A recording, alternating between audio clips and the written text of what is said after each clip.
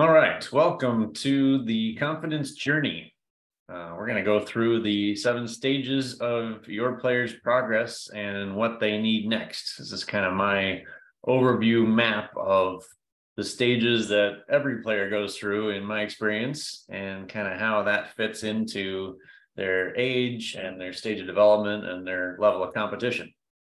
So first off, we're going to go through the map of the confidence pyramid and really just showing the stack up of different stages that they go through again and how they kind of fit together. And I'm also starting to see this more as a cycle that they'll go through multiple times as they progress through different ages and levels of ability. So starting with discovering problems when they're really young, playing rec level, 3rd through 5th grade, they're going to be moving kind of through white to yellow, learning skills as solutions to those problems. Kind of happens naturally just by experience. Sometimes it takes a lot of volume of play for players to get to that point. And then building skills downstream from decisions. As they get better, more experience, they start to identify, where they're making decisions all the time, and start to build skill sets that go with those most frequent decisions. And then moving up to level 4, they're starting to create certainty. So skills that stick is always what we're after at this stage. They know what basketball is, they know approximate skills, and at this stage, they're starting to get really concrete skills. They have certainty, they know what to do. And then empowering decisions. So kind of the second tier decision making, after they're identifying some simple decisions that happen a lot, they're now working on making those decisions with conviction. So they're making them faster. They're making more assertive action out of those decisions. They're taking shorter amount of time. They're not hesitating as much. They're creating decisions that actually contribute to creating advantages. And then they start catalyzing certainty into confidence. Originally, I'd made this pyramid to kind of end with confidence at the top, because that's a very common thing, more the lack of confidence that parents come to us with, and they're talking about how that shows up in games. But if I ask parents what they really want, they want their player to be an aggressive competitor. And so the simplified version of my pyramid has always been certainty, and then confidence, and then aggressive play. And most people want to skip the first 2 levels and go find a way to get their player to be an aggressive competitor right away. So I put the catalyzing certainty into confidence, I think, is really the best way I've found to describe it, where the skills they built and the certainty they built of those skills combined with the conviction of the decision-making part of skills, those really catalyzing, combining together to create confidence. And then once you're confident, it's very easy to be aggressive. You know what to do, you know when to do it, you know how to do it, and you don't have to think about it consciously anymore. You are in the flow of the game, able to take aggressive action all the time. So that gives you kind of the overview. We're going to kind of break down my thought process of this a little bit more.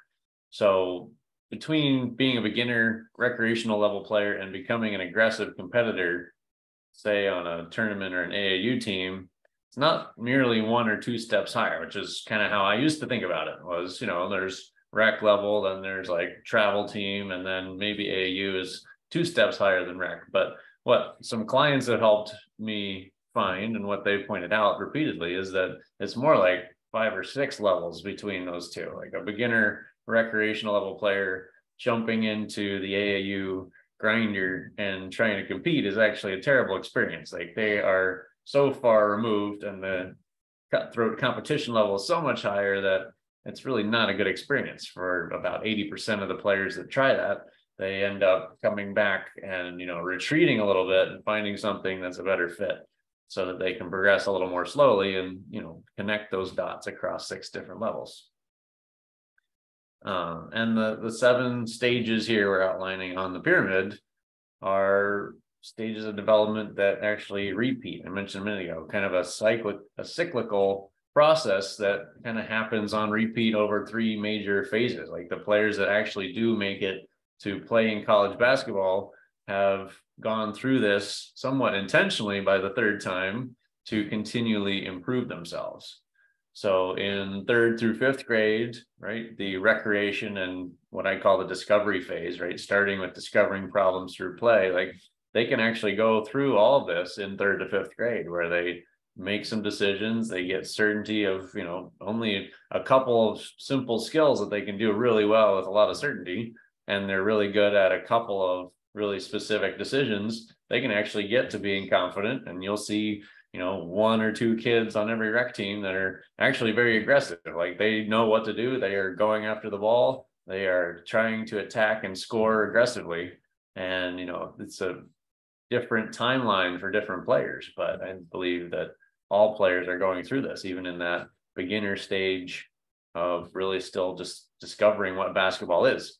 And then 6th to 9th grade is where we spend most of our time with players, is what I call the acceleration or the leverage phase, where they can really make a lot of progress, right? Maybe they weren't yet a very good athlete in 3rd to 5th grade. They're becoming a physical athlete with a lot of ability. And maybe they didn't know for sure they really liked basketball that much starting out, but by this second stage, like they've basically established, like, I love basketball. I want more basketball. I want to play high school basketball, and I'm doing everything I can to leverage my new capability on the athletic side and accelerate my learning curve and my capabilities in all the different skill areas. And one of my favorite age groups to work with. And again, if they've become a really good 5th grade player and they level up to, say, try out for their middle school team, they're most likely going to go back through this whole 7-stage process to become really confident and aggressive again, because there's going to be a faster pace. There's going to be a higher level of strategy and complexity involved with their middle school coach. So they're going to discover new problems. They're going to learn different skills as solutions to those problems. They're going to add more layers of decision making, try to add more skills, a broader range of skills that they have really good certainty in. And then again, they're going to become more empowered to make decisions quickly with conviction, and that will lead to confidence and eventually to being an aggressive competitor. So then by 9th grade, freshman tryouts, they're ready to go back around this cycle again. So like freshman year, 9th grade is where we see a lot of players come to us for help, is because they're now looking at, the bigger, faster, more competitive players that they're going to be competing with in high school freshman tryouts, and they're a little bit scared that they're not going to make the cut. And so, we often work with players 12 to 9 to 6 months in advance of their freshman tryout to just get that last piece of the acceleration curve and get them ready for it. And then by 10th grade, if they're doing really well in 9th grade, 10th grade is where they start to look even farther. Like, I'm pretty good. Like, I played JV or maybe even varsity in my 10th grade year coming up, and I now want to go for a higher aspiration. I want to go for college basketball. And so this is where we talk about it as the reliability and results phase. Like, to be a good quality varsity basketball player, you need to be reliably producing results and have results be a very prominent part of your game, where coach can actually measure your performance in a way that shows up in game stats, and he can see what you're doing for the team.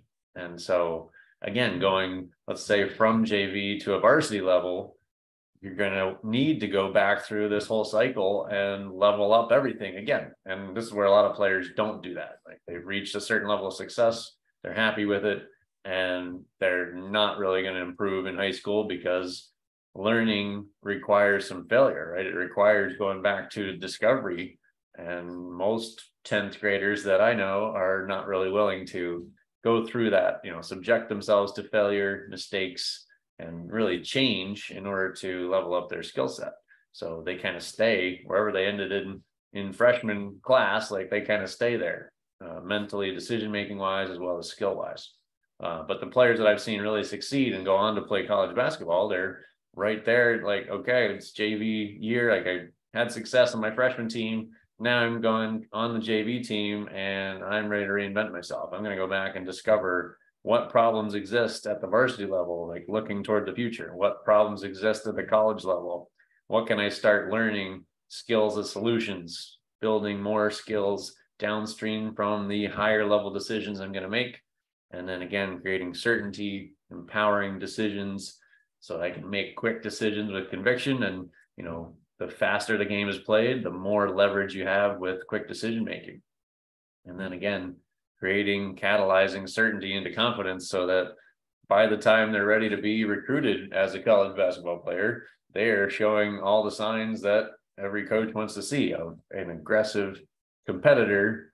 And again, if they're reliably showing those signs of being an aggressive competitor, producing results in games that are measurable, then they have a very good chance of actually playing college basketball. And I like to point out the skill set to play college basketball is really not that hard in my experience. Most of the ceiling for players is going to be determined by their size and their athleticism and, all of the intangible attributes of them as a person. Like if they're a hardworking, high-skilled player, they can probably go play Division III wherever they want to. If they're 6'8", they can probably go play Division II or higher. If they're a super athlete and 6'8", then, Division I becomes a lot more possible. And so it's a lot broader spectrum, I think, than people typically look at for playing college basketball. But from my experience and working with players and seeing players that are currently college basketball players, my confidence is very high in being able to provide a skill set that at least gets you in that category. So moving on to go through each of the stages in a little more detail. Stage 1, again, discovering problems through play. This is where you'll see players making a lot of mistakes, but learning really, really quickly. And it's important not to skip over that stage. I think a lot of parents and coaches want to skip that, like, oh, it's messy, like they don't know what they're doing. I don't want to watch this. But, the counterpart to this, like if you don't do that, what most coaches go to and what most parents are used to seeing in that first stage is really isolated skills where they're not discovering problems. They're just doing what the coach told them to, which is pound the ball and stare at the wall. And the player's actually not learning really anything that's applicable to the game, and it holds them back, as they try to progress. Stage 2, they're learning skills as solutions to those problems. So kind of a natural, self-perpetuated learning cycle here is like, I see a problem, I want a solution to that problem. I'm going to have limited patience with doing the same thing over and over and having the same problem. I want to be searching and finding ways to solve that. And whether they do that by trial and error through a lot of, unscripted game experience, hopefully without coaches dictating exactly what they're going to do and running patterns on the court, or through guided coaching, which again is kind of where we provide, a shortcut in a sense. Instead of playing a lot of basketball and hoping we're going to connect the dots over time, we can point to a problem and say, here's a solution, right? Here's a skill on a silver platter. If you learn this skill and apply it to that problem that you just experienced, suddenly, basketball works a lot better. Stage 3, building on their ability to make decisions in live games. So again, they've played some live action, whether it's pickup games or recreational games. They're starting to see where decisions can be made and where decisions are common, right? So frequency of decision making kind of guides them toward what they're going to do very often in a game, and they can get better at that. And so, usually with some guidance, choosing to prioritize their practice on skills that are needed downstream is the term I use, from those most common decisions they're making. And without that, they're going to watch NBA players, they're going to do what Jason Tatum and James Harden do on TV, and they're going to go, off on a lot of tangents that really have a 1% chance of being applicable to a game that they're going to play in at the level they're at. And so by having some guidance on prioritizing those skills they need to work on the most and connecting them to the decisions that they're familiar with, they're able to make a lot of progress and stay motivated to practice, the most applicable skills, because again, we're providing as a solution, we're providing it as part of a game situation they're already familiar with. Stage 4, they're creating certainty. So really solidifying skills from their toes to their fingertips, proving over and over to themselves that they know how to do this and they can do it every time correctly. And this is where, precision feedback comes in really helpful with what we use as a methodology called tag teach, Whenever a player does exactly what we ask them to do, we are saying yes, reinforcing that every time they do it until they have a very high certainty of what that skill looks like and feels like, and the outcome that goes with that. And so this is where skills that stick is our ultimate goal. Like, we don't want to just work on a skill and then the player never uses it again. We want to do repetition and reinforcement of that skill until the player really knows it from the ground up, and they can do it every time, and they know how to do it. Stage 5, players starting to feel empowered to make decisions. And so this is where there's kind of a cutoff point. We'll talk in a minute about where players stop progressing. And some of that's due to coaches constraining them, or, over coaching them, over scripting what's happening. They don't allow players to get a lot of repetition with making decisions. And so if the player reaches a stage where they're taking the initiative and they're taking responsibility to act, without hesitation, like, come what may, I'm going to attack and adapt and react in real time and make the most of the situation to try to take advantage of opportunities and score as much as possible. And really the outcome that we're always looking for, what the players eventually find, is that they're able to improvise and create really awesome basketball actions, either individually or in sync with a teammate, where most of the best basketball really happens. Number 6, your players catalyzing the certainty they have in their physical skills and the conviction of their decisions into what I call concrete confidence, the kind built on the fact that they know how to do the right thing at the right time and do it well every single time. So this is where, parents are noticing the lack of this skill. They're noticing the lack of aggression, the lack of confidence. The player is, inhibited, freezing up, deer in the headlights when they have an opportunity to score. They're missing that opportunity because they're uncertain, right? They don't have certainty, or they might have certainty in the physical skill, but again, it's been worked on in isolation and it's not connected to the decision and the cues that are going on in the game that help them decide really quickly. And so they're kind of overloaded with information and they're not able to take action. And so what we work on all the time is, once we have the physical skills kind of down and we don't have to consciously think about what our feet are doing anymore, we're now working on the decisions. How fast can we decide, shoot it or drive it, get really good at that decision until they have concrete confidence. They're really certain when they take a shot, it's a really good shot and it's wide open and it's in rhythm and it's everything we want an open shot to be. And when they're not open, they drive without hesitation and take advantage of that out of position defender to create either a scoring opportunity near the rim or a pass opportunity, everything that flows out of that. And then stage 7, your player achieves the ideal aggressive competitor status, right? Assembling all these layers that they've learned into a system that allows them to produce their best performances in games.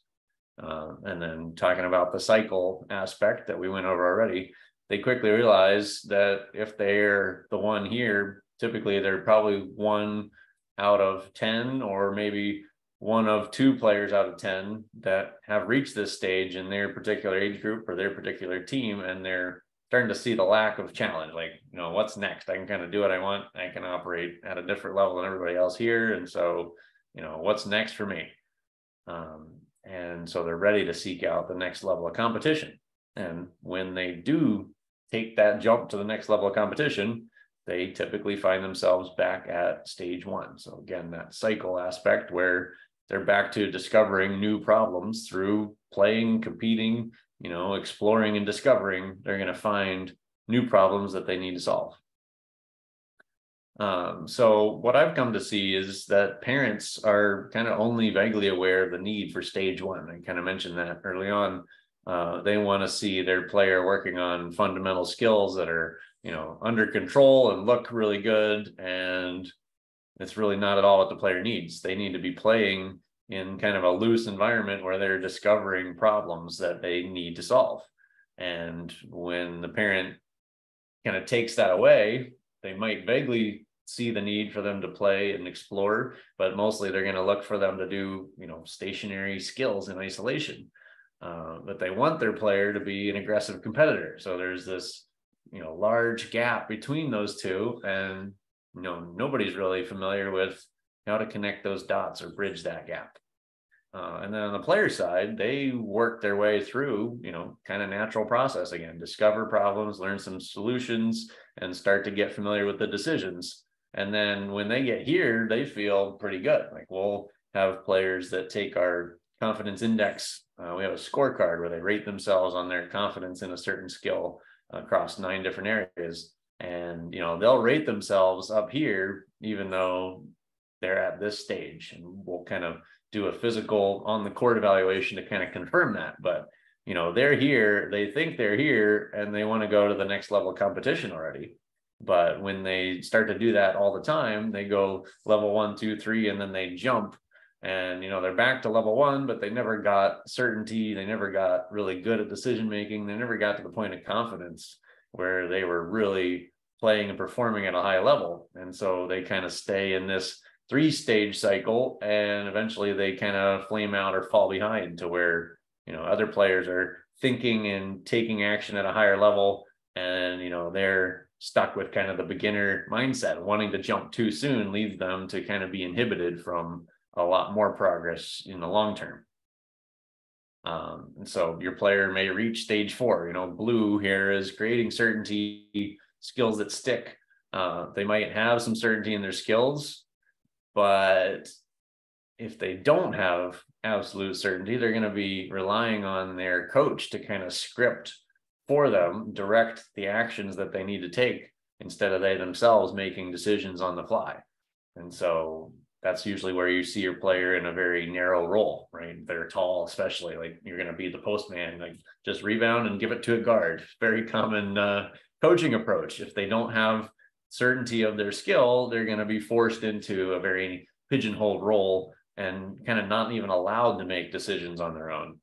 And so if they're not making decisions and they're demonstrating a lack of confidence, especially under pressure, that leaves them sitting on the bench. When aggressive competitors are needed to win, the coach is going with those players, and your player that doesn't have certainty of what their skills are, what their feet are doing, or what the ball handling skills they need to have should be, they're going to be, relegated to sitting on the bench when that pressure situation arises. And if they never experience, stages 5, 6, or 7, where most of the fun basketball game really happens, they're probably going to burn out. It's kind of boring in some ways. It's kind of demeaning in other ways, where you've got to do only what the coach scripts you to do, and he's like yelling at you and punishing mistakes. If you do anything outside of your role, you're not being allowed to expand your ability to play in the improvisation, decision-making, confident, aggressive competitor aspect. And so as a result, if your player tends to arrive at each new level of competition, right, if they only go up to level 3 or 4 before they try to jump to the next level of competition, they're going to be susceptible to mistakes, right? They don't have certainty of what their skills are. They're going to be vulnerable to uncertainty, especially in decision making. They're going to have that deer in the headlights moment that slows them down and, again, inhibits their performance. They're going to be crippled by indecision. If they've been reliant on a coach to do all the directing of them in the past, when they get to a higher level of play, a higher, faster pace of play, they're going to be crippled by, I don't know what to do because nobody's telling me what to do. And then lacking confidence and being dependent on coaching direction, right? I don't know what to do unless the coach is yelling specific instructions for every step I take, every action we do as a team on the court. I'm going to be really, out of the loop, out of place, and, feel that out of place when I have teammates that are ready to play faster and are thinking faster and are taking more aggressive and assertive action. I'm going to feel really behind. I'm going to feel like I don't belong, and I'm probably going to lead toward thoughts of just, I should just quit basketball. Like, this is not for me. And really never get to feel that accomplishment of being an aggressive competitor. So fortunately, there is a solution. So what our whole program is about is helping your player bridge the gap between the uncertain beginner and the aggressive competitor. Those 5 in between stages that we talked about on the pyramid are really where we spend all of our time, connecting the dots from stage 1 to stage 7 and filling the holes in your player's skill set, as well as their mindset and their knowledge base, so they can enter each new competitive situation with a really high level of certainty and conviction and confidence, and really be acting as an aggressive competitor that belongs there and knows what they're doing. So I mentioned our confidence scorecard earlier. You can go to confidenceindex.scoreapp.com and fill out the scorecard there. It allows you to rate your player. You can also have your player do it themselves, but rate their level of confidence in their skill across 9 different skill areas. And that's what we use to kind of calibrate where they're at and where their self-perception is of their skill. And then we do an in-person evaluation on the court to kind of confirm that. And often there's a gap one side or the other. Some players are super unconfident in their skill and rate themselves low, and they're actually very skilled. Some players have a really good high self-perception and confidence of what they're capable of, but physically measuring their skill actually shows that they're at a lot lower level. So kind of a great way for us to show them, where they're at in reality compared to where they think they are, and start to try to close that gap for them. And the last thing I'll cover here is just kind of the systematic approach that we have for this. So one of our recent inventions, I guess I'll call it, is the SOX rating system. So we're really committing to leading the revolution to separate the age and grade from the skill level with this SOX rating system. And SOX is an acronym that stands for Systematic and Objective System for the Objective Classification of Knowledge and Skill. Should have typed that down here to get the acronym written out in front of you. But regardless, it's really a way to measure players by skill and calibrate their competition level and their knowledge base and what they should be practicing and working on based on where they are now, not based on, how long they've played basketball or how old they are or what grade of school they're in, which are all, terrible indicators of actual basketball ability.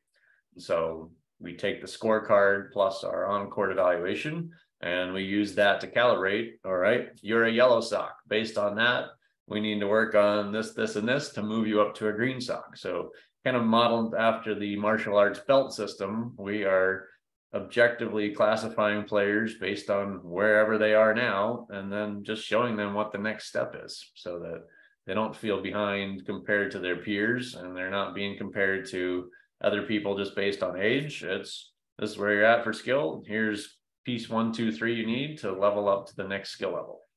And it really allows your player to move at their own pace. And then we're constantly calibrating and recalibrating the level of challenge they need based on wherever they are on their confidence journey. And on the right side here, we have the play practice program tree. This is kind of just what we've mapped out on the side of group training, where we have group classes and competition leagues. And we have a couple of membership options that kind of go with these. And then on the individual side, kind of everything we offer for a player as a one-on-one student. Some of these have special perks. If you're in the membership program, you get access to a certain discount for one-on-one training. And then a lot of our time, again, is spent in kind of this mid-range between green, blue, and purple, where a lot of our 5th, 6th, 7th, 8th, and 9th grade players come to us. They love basketball. They're in that acceleration and leverage zone, and where we want to make the biggest impact. They want to play high school basketball, and we can show them the way to get there. Sometimes in as little as 3 to 6 months. Some players need a couple of years to make that big jump from middle school to high school type of mindset and skill set. But going back to what I said earlier, I really am confident that just about any player can develop a college level skill set. It's just a matter of their willingness to go through that cycle and subject themselves to some failure, mistakes, and learning in order to discover, learn, and grow all the way up to an aggressive competitor, and do that process multiple times over their playing career to be able to continue level up and progress. So hope you'll fill out the scorecard. I look forward to seeing where your player's at and seeing how we can help them. I'll see you on the court.